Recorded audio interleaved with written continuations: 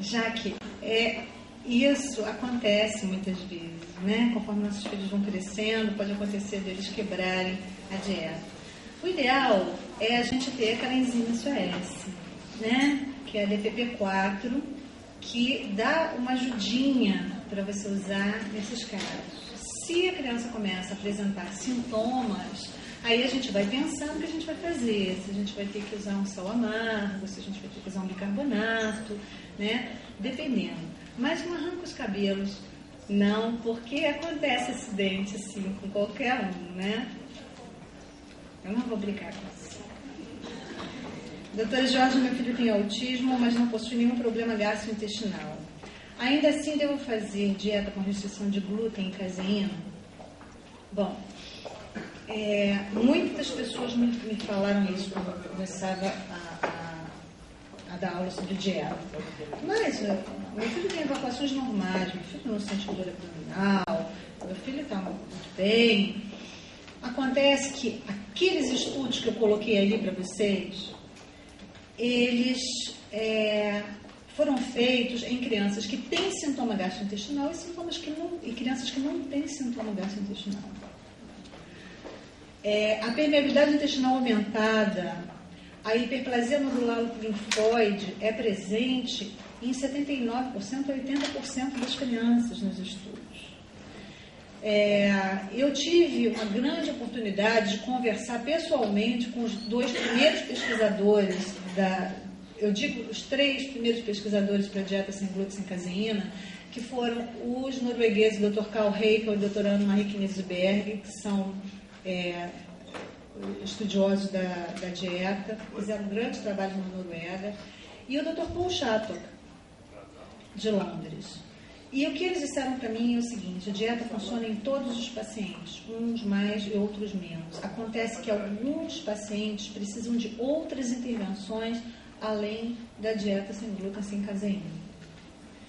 Então, é claro que depois que você tratou a permeabilidade e você tratou a disbiose, você pode começar a melhorar. O que eu perguntava para o Dr. Heikel, até quando eu tenho que manter essa dieta? O que ele dizia para mim? O autismo começa, as manifestações do autismo começam por volta de um ano e meio. Isso coincide com o quê? As pessoas vão dizer, vacina. Não é só isso. Nós temos 2 podas neuronais no nosso cérebro. Nós nascemos com mais neurônios do que nós precisamos. Muitas conexões. Por volta de um ano e meio, ocorre a primeira poda. Aquelas conexões extras, elas são cortadas.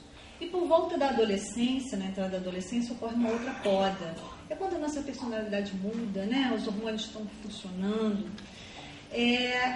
Muitos estudos disseram que as crianças autistas têm um cérebro maior e mais pesado porque não houve essa poda neuronal, essas conexões não foram cortadas. Alguma coisa no metabolismo ocorreu em que não houve a poda. O que o Dr. Heikel diz é que a dieta protege o cérebro da criança para que a segunda poda ocorra. Então, o que ele dizia para mim, se você tem que manter a dieta, mantenha pelo menos até sua filha entrar na adolescência. A vitamina B12 e a biotina podem diminuir a acidemia propiônica e melhorar a permeabilidade intestinal? Sim. A B12 injetável poderia ser prescrita para crianças? O ideal da B12 não é a B12 injetável, a gente usa metil, né? O que tem injetável tem a sublingual, não a ciano. Mas o que eu quero deixar bem claro aqui é o seguinte: muita coisa que é usada no DAM não veio do nada. De onde que esse pessoal do DAM inventou que tem que fazer vitamina B6, B12? De onde que eles tiraram isso? B6 com magnésio, sabe de onde eles tiraram isso? Erros inatos de metabolismo. Porque quem é pediatra, quem faz NEL, sabe que essas são substâncias que nós usamos para crianças com erro inato de metabolismo, que elas melhoram. A B12 e a biotina são usadas a rodo para as crianças que têm erro inato de metabolismo. Elas vão atuar naquela cadeia que eu expliquei para vocês ali da metilação e da transfatação. Não são só elas, tem outros suplementos que nós precisamos colocar para melhorar. Mas a gente tem que ver o quadro da criança como um todo. Qual o melhor tratamento para o clostrídio? Depende. do que a gente vai fazer, né? Depende do estado que a criança chega primeiro, se a gente vai ter que dar uma suplementação primeiro para melhorar o estado nutricional daquela criança, para depois a gente atacar o Clostridium. Se ela está com muito fungo, a gente tem que tratar de desbiose primeiro, né? Mas existem medicamentos que nós usamos para tratar o Clostridium e o suporte para a flora, a própria flora boa, né? Os bichinhos do bem crescerem e matarem o Clostridium.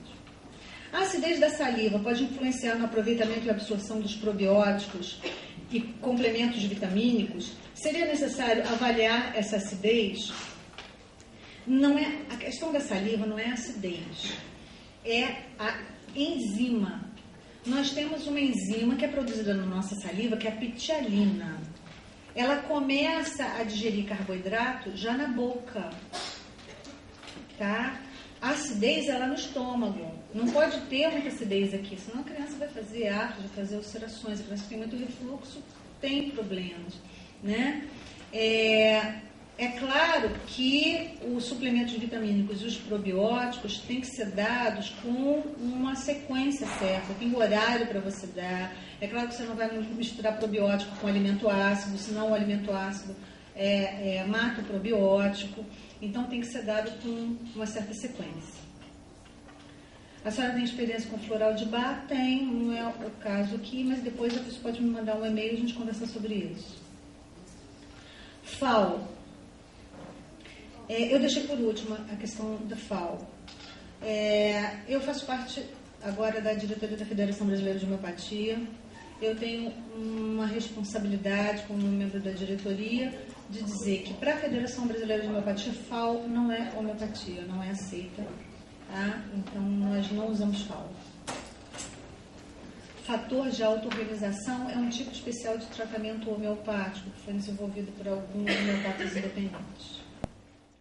Então, como que se faz as substituições do leite na dieta SGS, a questão da melhor absorção do cálcio, como é feita uma vez que se diz então que o cálcio é a maior fonte são os lácteos, se eu faço a suplementação e como é que eu faço para evitar a carência deste mineral. Tem uma outra também, então, falando sobre isso, também questionando essa questão toda do leite, né? Bom, primeiro que a gente tem que acabar com essa história de que o leite é um superalimento. O leite importante é o leite materno, né, para a criança. Após o desmame já não temos mais necessidade de ingerir leite. Isso faz parte da nossa cultura. Mas se a gente for pensar na teoria evolutiva hoje, nós vamos perceber que o homem começou a ingerir leite apenas quando ele começou a se fixar nas terras e começar a fazer a criação dos animais, né? Hoje o nosso leite ele é totalmente desproporcional. Então aqui eu fez uma pergunta, o leite tem ferro, tem as vitaminas lipossolúveis, como é que você faz uma vez que os leites vegetais não têm? Se a gente for olhar hoje o leite de vaca que a gente consome, ele é totalmente descompensado. Se eu não tenho uma boa relação de magnésio para cálcio, eu não vou ter absorção deste cálcio, onde ele deve ser absorvido, na matriz óssea. E o que eu tenho visto muito, né, não com pacientes autísticos, mas com pacientes adultos hoje, com osteopenia, que consomem sim os laticínios, queijos principalmente, estão com falta de cálcio a nível ósseo, mas estão com cálculos, estão com cistos, né, formando nos tecidos, causando inflamação, porque se esse cálcio não é absorvido na matriz óssea, ele gera processos inflamatórios em alguns tecidos. E isso, de fato, é muito preocupante.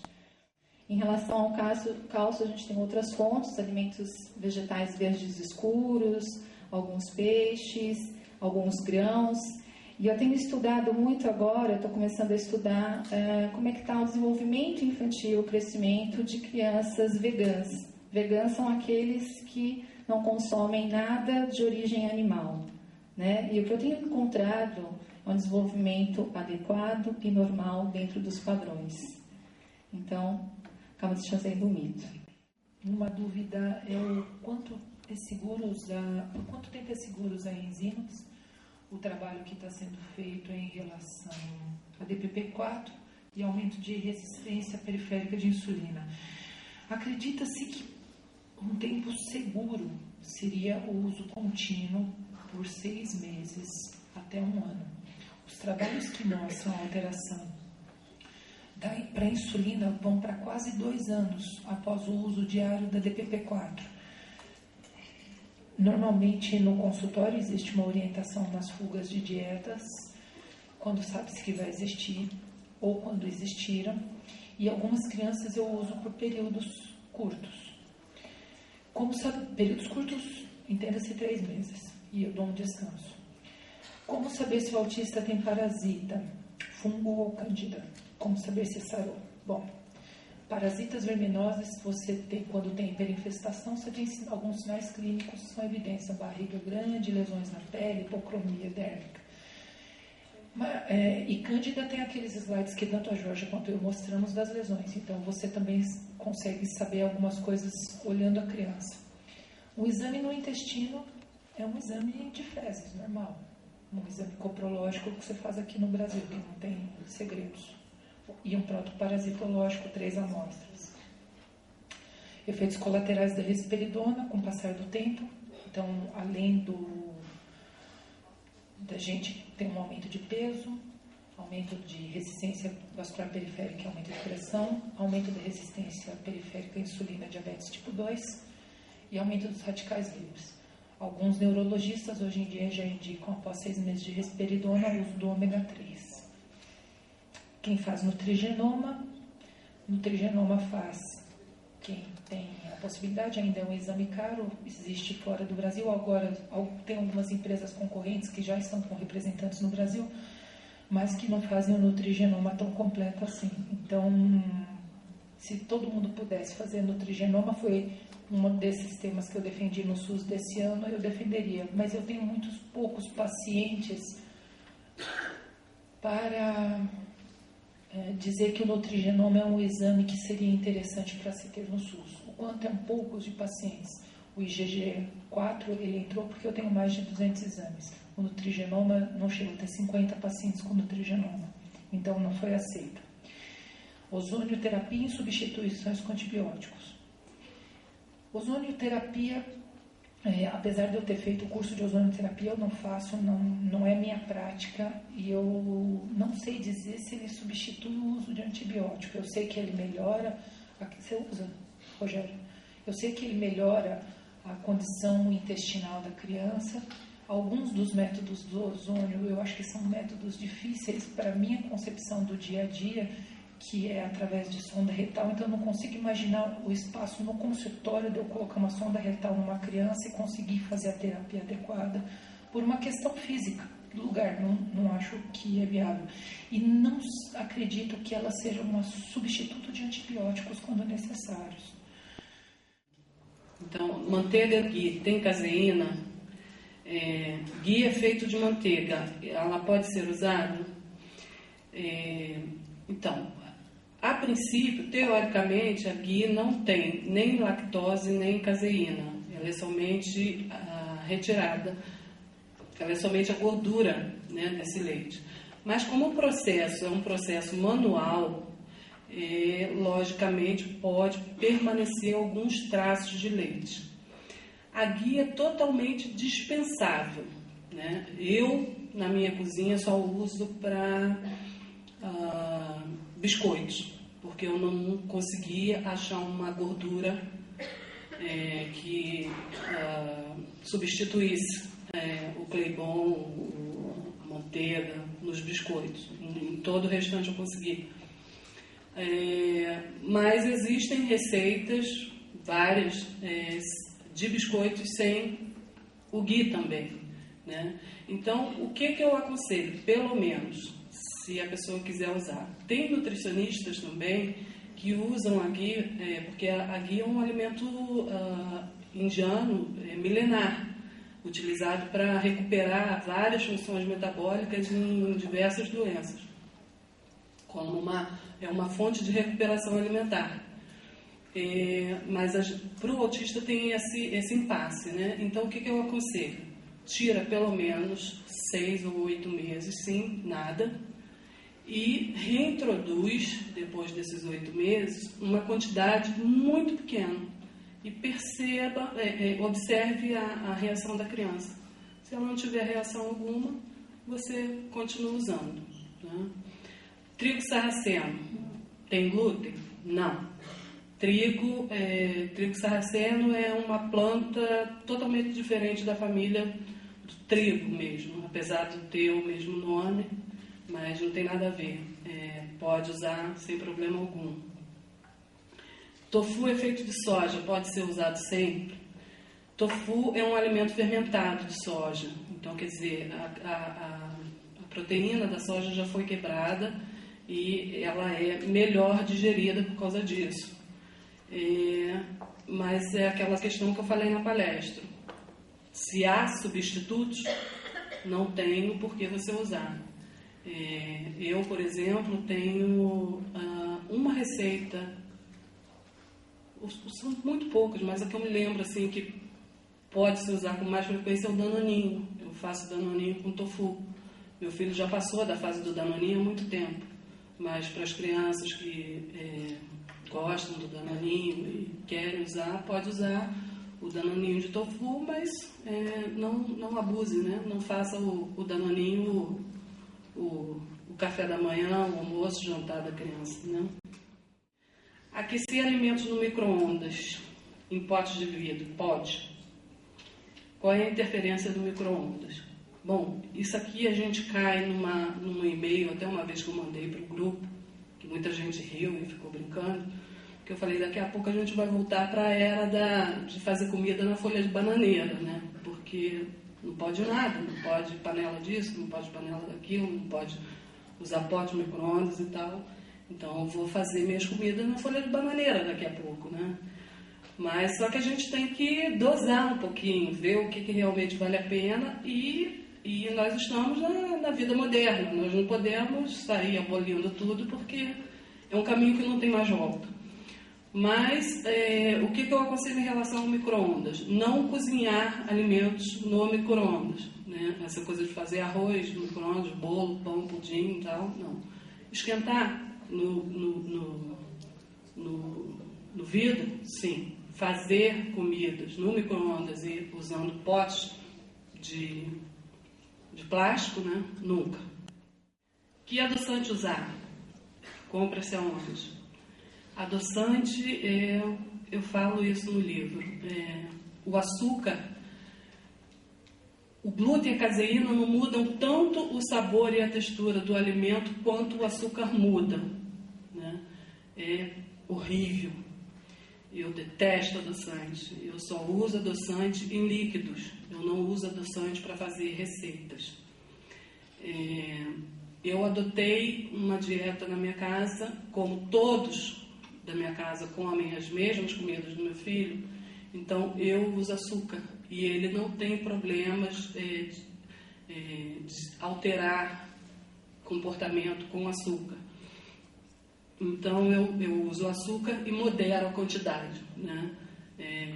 Eu aconselho no livro, isso baseado em pesquisas também, 20 gramas de açúcar por dia. Isso equivale a 4 colheres de chá de açúcar, que fazendo umas continhas dá para você chegar a isso perfeitamente, né? Alternando com alimentação salgada, dá para ir com o adoçante líquido nas bebidas, dá para chegar a isso completamente. Mas tem as crianças que não podem consumir açúcar, né? Então essa questão do adoçante depende muito do que o médico vai indicar para vocês e o que vocês vão se adaptar em termos de sabor, né? O que tem um sabor mais parecido com o açúcar, que não altera tanto a textura quanto o sabor do alimento, é o xilitol. Mas o xilitol é um adoçante caríssimo e encontrado assim, em farmácias de manipulação ou então comprados em sites da internet com cartão de crédito internacional. Qual o tipo de panela que eu posso usar, né? Então, a questão da folha de bananeira, né? A gente tem usado panelas de inox, porque as de ágata não existem mais, eu não posso fazer nada na folha de bananeira no meu fogão, eu não tenho muque para aguentar panela de barro, as de vidro sumiram do mercado, a de ágata, que pode ser usada também se levar algum risquinho, ferrou, você tem que jogar fora. Então, a de inox é a mais aconselhável, né, e a mais fácil de ser usada. E os autistas são seletivos na alimentação. Como proceder para fazer com que ele coma os alimentos sugeridos na dieta? Bom, no meu livro tem um capítulo só sobre alimentação de crianças difíceis, né? A primeira coisa que eu penso sempre, depois de tudo que eu passei com meu filho ao longo desses anos que vocês viram, há um motivo médico, primeiro de tudo. Então, faça essa investigação médica, né? Veja o que está por trás disso. Tem a questão sensorial também, né? Da criança não ter uma parte, a boca muito sensível, ela gostar de coisas geladas ou quentes ou pastosas ou líquidas ou sólidas ou crocantes, ou essas coisas que tem que identificar, fazer o trabalho sensorial, ver a questão médica e ir introduzindo as coisas com muita paciência, né, depois disso tudo, né? Crianças típicas não são fáceis de comer, né? A gente tem filhos típicos aqui também, muitos eu tenho, uma e é mais nojenta para comer do que o meu filho especial. E então paciência, paciência, paciência, investigação médica e terapia ocupacional, fonoaudiológica e tal, para melhorar essa sensibilidade oral. E eu também vou pedir para a doutora Simone e a doutora Georgia tecer alguns comentários da prática da dieta na clínica, né? Tentar compartilhar um pouco a experiência do ponto de vista médico em relação às dietas e os resultados e compartilhar, não, quer dizer, não só responder as perguntas, mas também compartilhar um pouquinho a experiência do consultório do dia a dia. Uma das coisas que me mobilizou para estar aqui hoje fazendo trabalhar pela divulgação do tratamento biomédico foi justamente a dieta. Eu estava começando a estudar, ainda estava cheio de dúvidas, será que funciona essa história, será que não funciona? Até que uma criança de 2 anos de idade saiu do consultório de uma psiquiatra infantil com diagnóstico de autismo, foi trazido pelo meu consultório e em questão características óbvias de autismo, estereotipias, agitação, sem contato ocular. E eu estava bem começando a estudar, eu orientei a fazer a dieta, pedi alguns exames, ia estudar o caso, e quando voltou no mês seguinte houve uma grande transformação só com a dieta. Então, realmente, o quanto essa transformação pode acontecer, até onde essa transformação vai, a gente não sabe se não experimentar. É algo que tem que se experimentar. Uma coisa que eu comecei a usar a dieta sem glúten, sem caseína, assim, rotineiramente, daí eu tive um segundo momento, que é as crianças melhorarem com a dieta e depois voltarem a piorar, que é quando entra o que a Priscila falou bem na palestra dela sobre a dieta antifúngica. Se a gente se tira o glúten e a caseína e não cuida da quantidade de carboidratos que você dá, você acaba provocando a disbiose intestinal e a volta dos fungos pode voltar a ter uma regressão pelos fungos. É um segundo momento, né? Então, realmente, a dieta sem glúten, sem caseína e antifúngica é o que é mais preconizado, né? Isso. Essa é uma das perguntas que foi feita para a Cláudia, nessa ideia, né? Tipo, meu filho faz dieta há 8 meses, há um mês vem muito seletivo e só aceita batata, mandioca ou ovos. O que fazer com essa seletividade? Então, quando começa a substituir a dieta e fica muito na batata, na mandioca, essa batata e a mandioca vai virar comida para fungo e a gente vai piorar muito a disbiose intestinal e ter regressão importante, tá? Então isso assim foi eu aprendi sofrendo com os meus pacientes e é isso que eu queria que a gente compartilhasse de ter essa noção dessa preocupação com a desbiose intestinal. A dieta, existem algumas dietas que já são um pouco mais pensadas, são chamadas dietas antifúngicas, que é a dieta carboidrato específica, a dieta HAP, a dieta Body Ecology. Então, existem outras dietas, quer dizer, autismo não é só sem glúten e sem caseína. Autismo é você usar a dieta como uma intervenção terapêutica, uma forma de ajudar esse processo complexo. Então, eu vou só responder algumas perguntas que sobraram de manhã, justamente uma sobre o tratamento com antibiótico. Aqui cita um caso de uma criança que usou 8 meses antibiótico no primeiro ano de vida por infecções urinárias de repetição. Realmente, quando se usa antibiótico, tem que se usar antifúngico. A gente tem que ter esse pensamento do uso do antifúngico quando usar antibiótico. Lactobacillus apenas não é suficiente para corrigir aumento de população fúngica. Então, ou você restringe a dieta os carboidratos da dieta, porque daí o fungo passa fome, ou você usa o antifúngico quando fizer uso prolongado de antibiótico. Tá? Geneticamente falando, como explicar a mãe ter um filho sem o aspecto autista e o segundo filho nascer com aspecto autista, mas no grau leve? Então, a gente não explica. Essa é uma situação, essa e muitas situações não tem uma explicação lógica. O que aconteceu nessa gestação, o quanto que, justamente assim, o autismo muitas vezes ele não é genético, ele é congênito. Esse é um conceito que tem dentro da medicina, que é durante a gestação é que aconteceu algo que fez o autismo. Não é que a mãe tem um gene que vai transmitir para o filho o autismo. Então, na gestação aconteceu alguma coisa que desequilibrou o funcionamento da mãe e teve uma consequência para o filho, né? O uso da ocitocina, o protocolo de uso da ocitocina ainda está em investigação, tá? Existem vários trabalhos de uso de ocitocina por via nasal. Existem alguns trabalhos novos que estão tentando desenvolver ocitocina por via sublingual e via oral, com microencapsulamento de liberação lenta. É uma grande promessa, principalmente para o autista mais velho, para aumentar a interação social e diminuir o isolamento. Tá? É uma grande perspectiva o uso da ocitocina no futuro, e provavelmente o Dr. Juarez vai falar alguma coisa sobre isso amanhã. A síndrome de Williams é uma patologia rara que tem coartação da aorta e alterações neurológicas juntos, e as malformações congênitas podem ser das mais diversas formas. Para encerrar, alguém quis lembrar que hoje é o dia do professor e que a gente deveria lembrar que temos professores na palestra.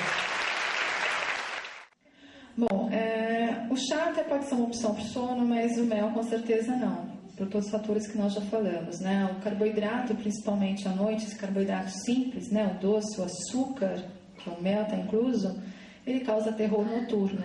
Então deixa a criança agitada, pesadelos, dá uma hipoglicemia severa, tá?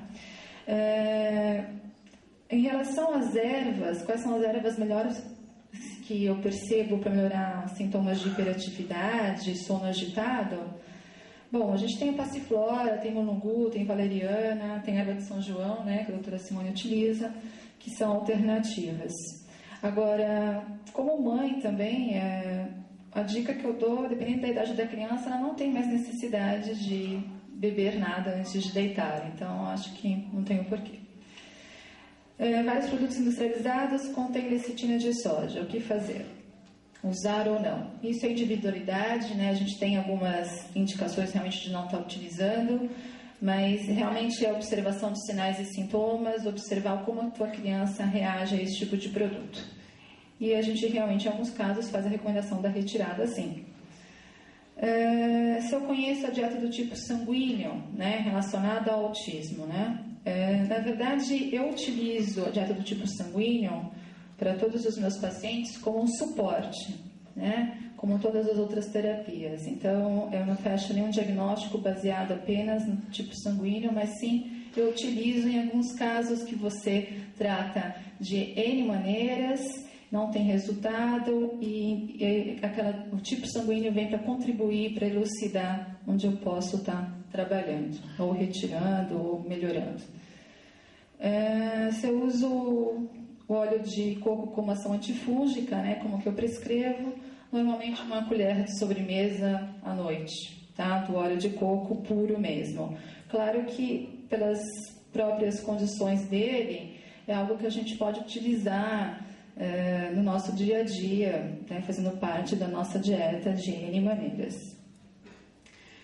Criança que apresenta intoxicação por cobre, é conveniente aumentar a suplementação de zinco e enquanto?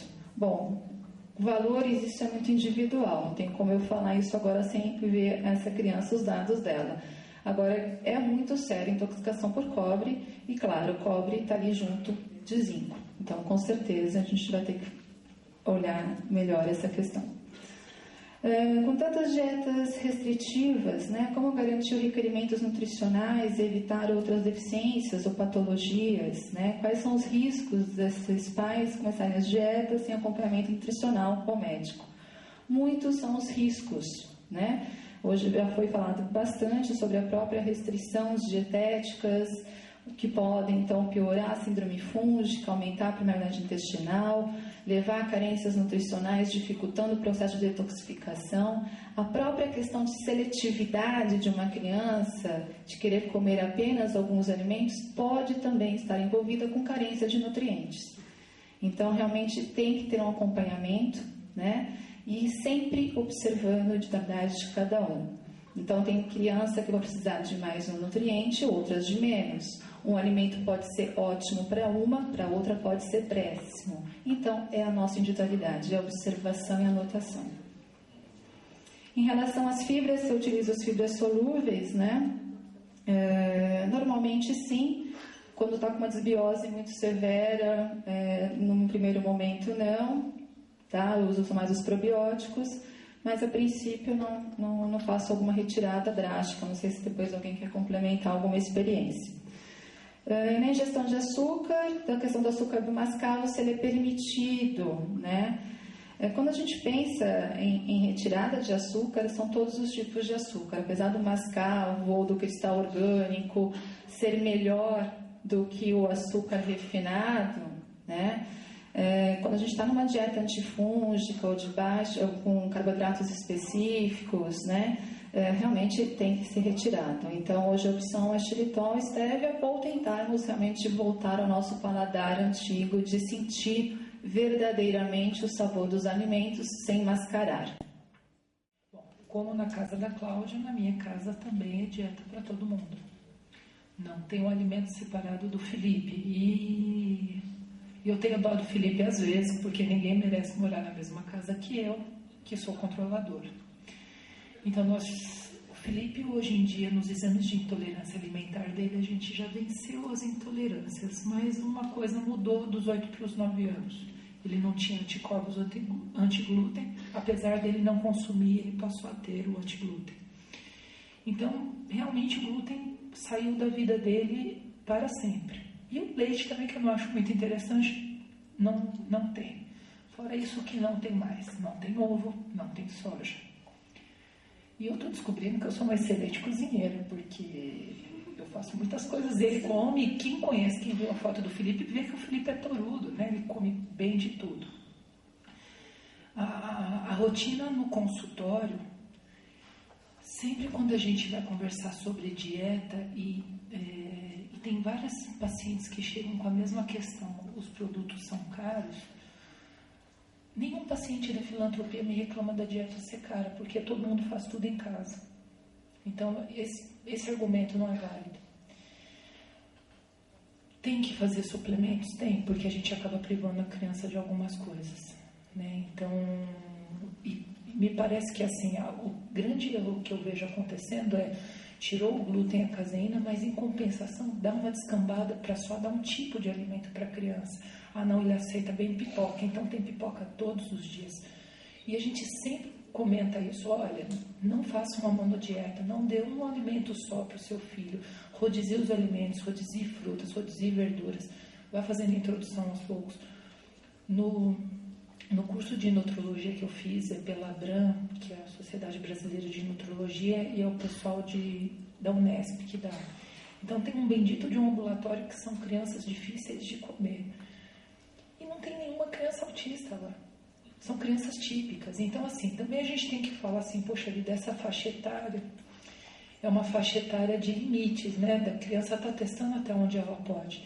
O que eu acho que a gente tem que descartar, se a criança tem as intolerâncias, se ela tem as alergias, se ela tem as dificuldades sensoriais, porque muitas vezes a criança tem uma dificuldade para mastigação pela própria textura do alimento. E tentar dar um apoio junto com a família. Tem coisas que realmente não tem como eu dar um apoio e falar assim, ó, esse daqui não tem como eu ajudar. Eu sou fã de fazer coprológico com datas específicas, porque a gente vê quanto está a história da desbiose, quanto está a permeabilidade intestinal. Eu acho que o exame de fezes é um exame tranquilo para fazer. E quando eu disse isso uma vez tranquilo, teve um pai que ficou muito chateado comigo, que falou que não é nada tranquilo pegar fezes do filho, porque o filho não conseguia fazer o cocô no Magipac.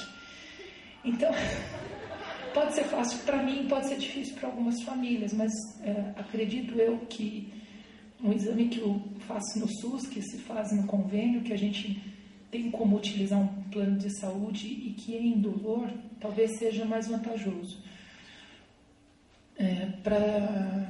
Muitas vezes as crianças começam a dieta antes de fazer alguns exames de intolerância, de alergia, e tem pacientes que não tem como fazer. Nos pacientes que não tem como fazer, a gente usa de base, sem glúten, sem caseína, diminuição de açúcar, de base. E aí vai fazendo uma rotação. Bom, essa semana você tirou glúten e caseína, isso já passou uns 3 meses. Então você vai tirar soja durante uma semana, no 8º dia você vai dar soja e você vai observar a reação do seu filho por 2 dias. Teve uma reação muito grande para soja, mas não teve para ovo. Então tá bom, você vai tirar soja, a gente vai passar mais 3 meses e vai tentar fazer isso com ovo também, para ser uma maneira da gente extinguir as outras possibilidades. Pacientes que são daqui ou que são de fora e que têm a possibilidade, eu sempre peço para passar com o nutricionista, a Priscila acaba sendo sempre bem a referência, para a gente poder montar uma dieta mais adequada e que os pais não tenham as mesmas repetições de alimentos, né, e tenham variedades. A dieta é isso aí no consultório. Tem uma pergunta específica da melatonina, o tempo seguro. Os exames de melatonina para funcionar como imunomodulador, ainda eles não estão prontos. Todos os imunomoduladores a gente tem um tempo de 18 meses de segurança. Então, hoje em dia, melatonina, eu também brinco com meus pacientes que tem tempo para começar e tem tempo para terminar. Então, às vezes os pais deixam melatonina para um uso ocasional quando a criança precisa, que é o tempo da gente tirar a neuroinflamação. O citocina, o protocolo atual, são 6 semanas. Exames que detectariam uma desbiose intestinal. No Brasil, a gente faz coprologia funcional, que vê o que está absorvendo, o que não está absorvendo, quanto que tem de ácidos orgânicos, quanto tem de aminoácidos. Nós temos culturas. Cultura aqui no Brasil é muito ruim, eu não sei se para vocês como funciona, mas é muito ruim para a gente pegar um crescimento de fungo, ou mesmo de uma enterobacila. Para começar, tem uma família aqui, a família do Rodrigo, que a gente pediu uma toxina para o Clostridium, que o laboratório deu um baile na família para colher, porque eles não conseguiam saber o que era uma toxina para Clostridium. Então, quer dizer, se o laboratório não sabe qual é o exame, qual é a capacidade dele para analisar? Acompanhamento por especialista gastrointestinal. Olha, é uma coisa bem aberta, depende com quem. A mesma coisa eu digo para a homeopatia, depende com quem. Não é para todo mundo que dá para ir. Tá? E tinha mais uma aqui que era o efeito colateral. Óleo de linhaça. Óleo de linhaça, como é feita a massagem? Limpeza mecânica com óleo de linhaça não é uma massagem, é a linhaça cozida 25.000 vezes. Faz uma água, pega aquela gosma, vai cozinhando de novo, porque fica realmente gosmento. Você transforma aquilo num líquido e depois vai oferecendo para a criança. No grupo tem a receita direitinho. Quem me ensinou foi a Inês, que não está aqui hoje. mas ela que explicava muito da limpeza, a importância da limpeza mecânica, e realmente acontece. Vou tentar responder por grupos, que fica mais fácil. Primeiro, a de homeopatia. Estão perguntando sobre os estudos da homeopatia e o que melhorou. Então, o que eu mostrei para vocês ali, que o nosso trabalho visa a melhora de comportamento, cognição, fala, coordenação motora fina, coordenação motora grossa, diminuição de problemas sensoriais. As crianças que estavam no estudo, naquele estudo que nós publicamos na Bélgica, qual o tratamento que aquelas crianças estavam fazendo? Só homeopatia. Nós fizemos um trabalho com critério de exclusão. Quais foram os critérios de exclusão? Essas crianças estavam tomando outra droga, outro medicamento que não fosse homeopático, estavam fora do estudo. Crianças que começaram outras terapias, começaram ABA, fono, TO, durante o estudo, também saíram do estudo. O tratamento foi exclusivamente homeopático. O tratamento homeopático melhora não só o comportamento, como problemas físicos também, essas perguntas que tem aqui. A associação de medicamentos homeopáticos, sim, nós fazemos. Então, quando eu tenho que usar inibir um comportamento muito dominante, e tentar inibir pouco um outro que está aparecendo, eu vou usar a associação de remédios. Então, eu posso fazer associação de remédios. Tem muitas perguntas sobre o ácido propiônico. Isso é uma coisa nova que está aparecendo, mas vocês, é muito interessante de se estudar. Primeiro, aonde que eu vou saber se meu filho tem acidemia propiônica ou não? É preciso fazer um teste expandido para erosinato de metabolismo para ver se a criança tem uma alteração de propionil com enzima A. Né? O que eu tenho que fazer para retirar ou combater o ácido propiônico? O que eu expliquei para vocês. O que produz ácido propiônico? Clostridium, farinha refinada e produto lácteo. O que o pessoal do Canadá, que está estudando isso, está preconizando como tratamento para a encefalopatia metabólica do autismo? Retirada de carboidrato, não é só glúten e caseína. Eles pedem para a gente diminuir muito carboidrato, porque estimula a produção do ácido propiônico pelo clostridium. Farinha refinada, porque o ácido propiônico é colocado nas farinhas que a gente compra, desde a maisena até a farinha de trigo. Ele é usado como conservante. Tá? E os produtos lácteos também contêm ácido propiônico. E o tratamento que é preconizado por eles é diminuir a quantidade de carboidrato da dieta e tratar de desbiose intestinal. Ponto. Tem muita pergunta sobre dieta, que não foi especificamente o que eu falei hoje, mas tem muita coisa falando sobre açúcar, sobre xilitol, sobre frutose, e depende de criança. Eu tive crianças, por exemplo, que quando eu comecei a fazer restrição de açúcar, os pais resolveram usar frutose, a gente viu que essas crianças tinham um problema de disacaridase ou tinham intolerância à frutose. E a gente foi pesquisar renato de metabolismo para frutose, para disacarídeo, a gente encontrou renato especificamente naquilo.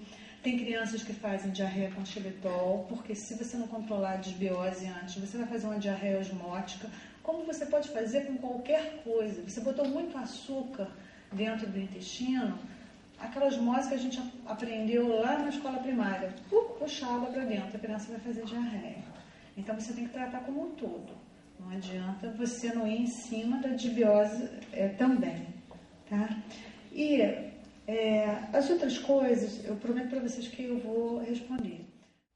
Então, eu vou dar um apanhado rápido sobre como eu faço para integrar a terapia nutricional com a terapia biológica. Qual seria o núcleo, então, do tratamento das dietas para as nossas crianças? Dieta saudável, principalmente. É isso que nós queremos. Nós temos várias dietas, como ela mesma falou. Nós temos a dieta sem glúten, sem caseína, mas nós temos carboidratos específicos, nós temos a dieta dos fenóis, dos oxalatos, as dietas de eliminação ou as dietas rotatórias.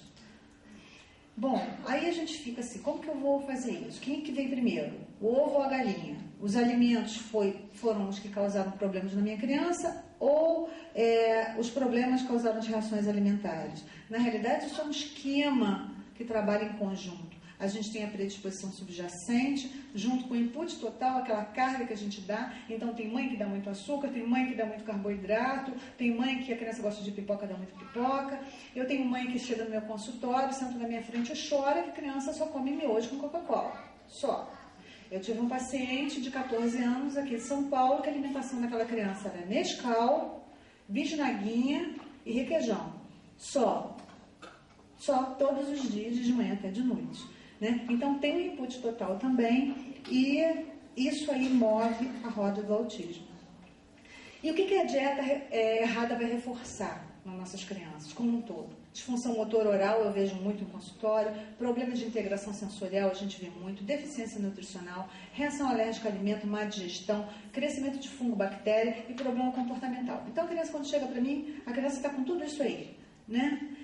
E qual é a primeira coisa que eu vou escolher de alimento para aquela criança? O que vocês têm que escolher primeiro para os filhos de vocês? Primeiro, a dieta perfeita é uma dieta com verdes, com vegetais frescos, com frutas, com cereais integrais, respeitando a restrição que o médico vai orientar para aquela criança, uso de carnes orgânicas, o mínimo de açúcar e comida processada. Isso a gente tem que fazer para todos os nossos filhos, né? Até os neurotípicos.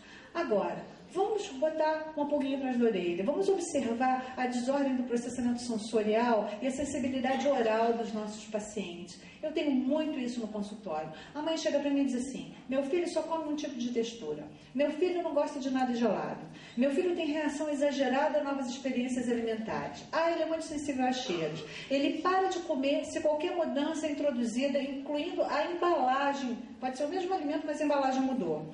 Ele não suporta ter outro alimento no prato, nem mesmo na mesa. Às vezes ele não entra nem na cozinha, se a gente estiver preparando outra coisa.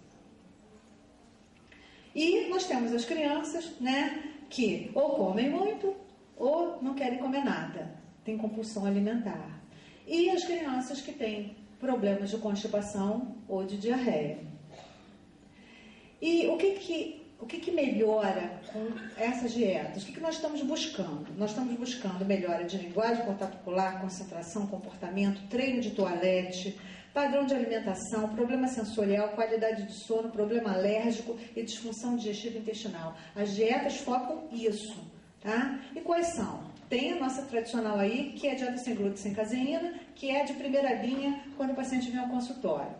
As outras, o que são? O que é dieta de eliminação, doutora Jorge? É tirar o que deu de alterado no exame daquela criança. Soja, milho, ovo, cítrico, chocolate, açúcar, a gente vai, né, fazendo o teste. Tem a dieta de carboidratos específicos, que você usa para tentar tratar a desbiose intestinal, os fungos. A de oxalatos, em que você retira algumas sementes, alguns feijões, grãos e frutas.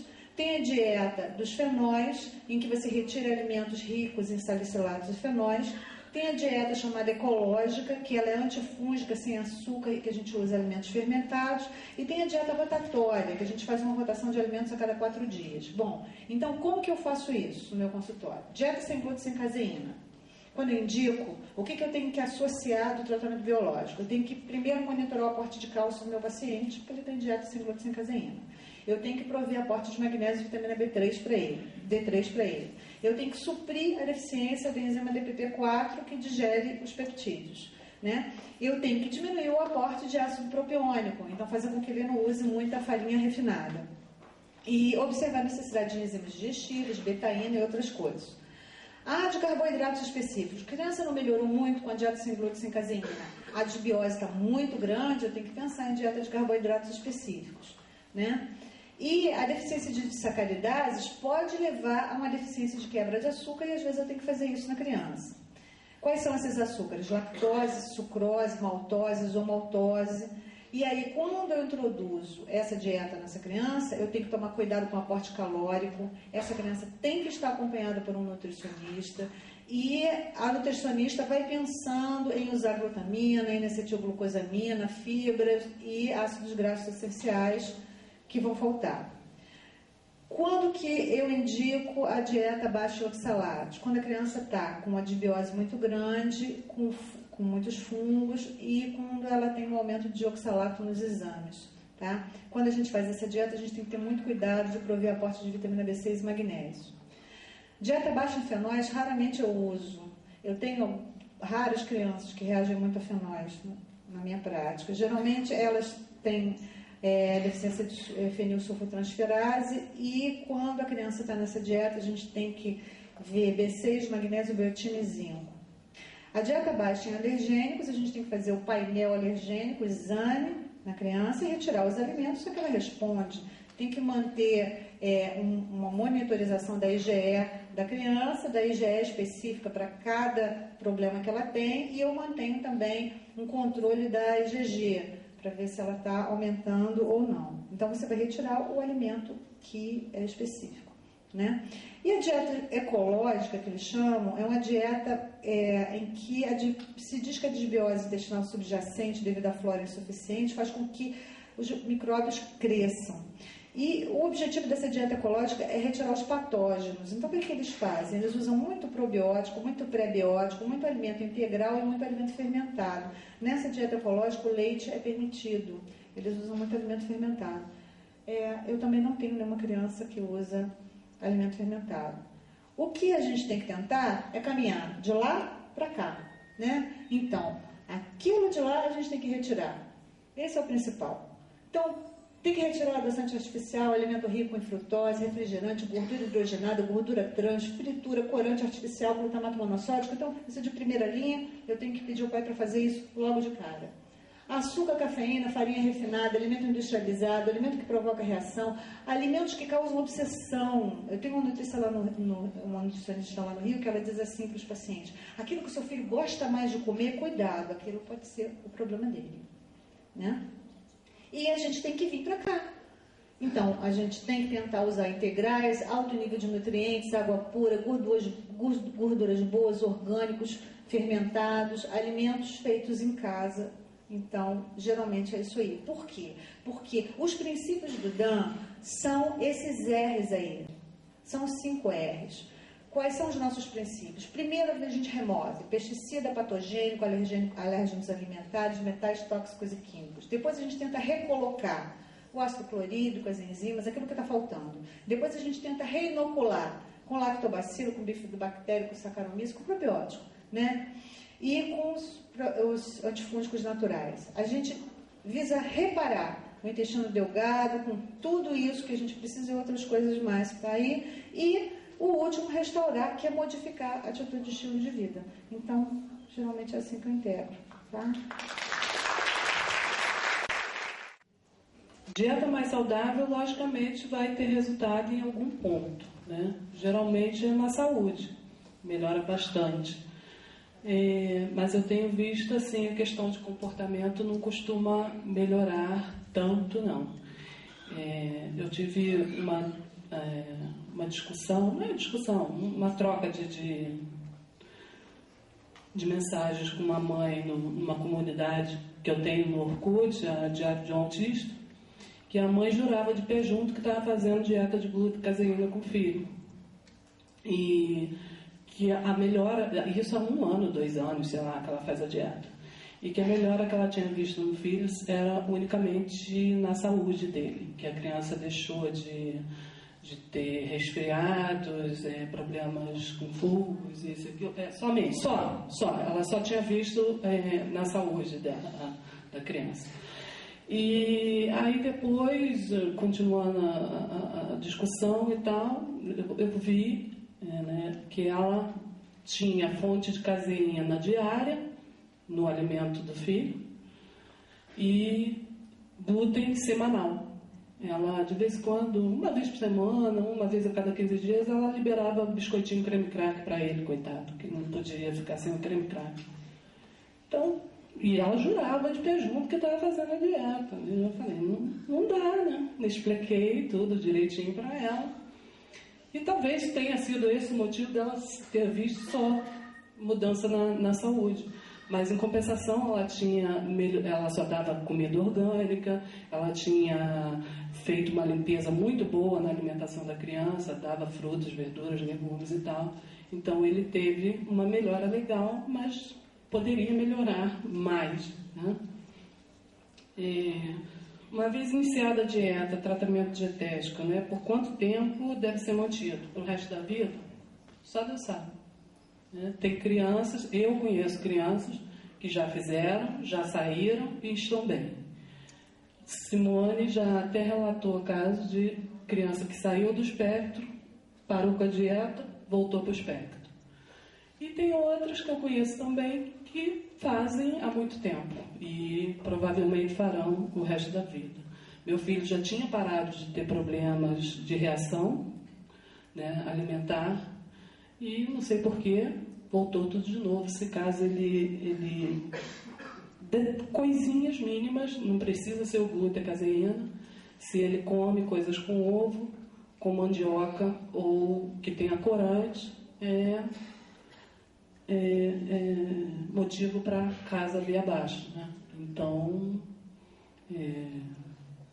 isso é uma coisa que só o tempo mesmo que vai dizendo se a criança melhora e se vai ter que continuar. Tem uma aqui falando que recebe merenda da prefeitura, como bolacha, chocolate, pão. Como substituir essa merenda? E como iniciar a abordagem com os pais. Eu não entendi direito isso. A criança, pelo que eu entendi aqui, vai para a escola da prefeitura e a merenda que é fornecida é bolacha, chocolate e pão. Essa mãe não pode mandar a alimentação da criança separado? Será que não teria condições de mandar separado? A gente tem visto isso nos grupos também, e o que acontece? A mãe vai na escola, pede... eles têm um cardápio semanal do que é servido na escolinha para merenda.